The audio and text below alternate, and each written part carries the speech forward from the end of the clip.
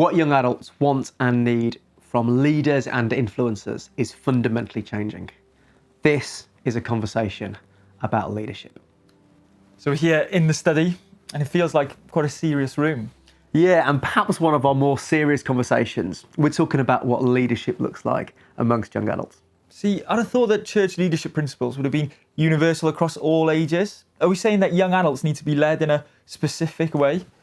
Yeah, I guess, of course, there are principles that apply for all generations for leaders. But what we are saying is that there are certain cultural nuances for 20s and 30s that will mean that certain postures of leadership are more effective in leading this generation. For example, accessibility. So there was a really important and interesting study by Forge Leadership, and they found that the characteristics that young adults observed in the most effective leaders were integrity, humility, and passion, not competence, charisma, or strategic focus. And so if integrity matters most, that means that young adults will want to see it. So they'll want to draw alongside leaders. And therefore, as leaders, we will need to grant them access to our lives to be able to do so. Right, and I guess alongside that then, the need to be walking the walk, so that when leaders are observed, they're seen as authentic. Now, word authenticity is so important, isn't it? And applies to leadership as much as any other area. Yeah, that word authenticity is going to come up over and over again. And here's another one that we're going to consider quite a bit in these conversations: collaboration.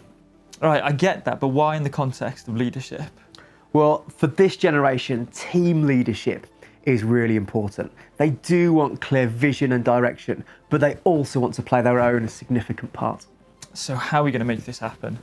So I think it begins by listening, and that will happen most effectively relationally. So think more kind of chat over coffee rather than business consultation. Remember, relationship is everything for this generation. And then within our church leadership structures, it will almost certainly include listening to the voices of 20s and 30s, wherever our leadership structures look like, in determining the future activities and direction of our churches.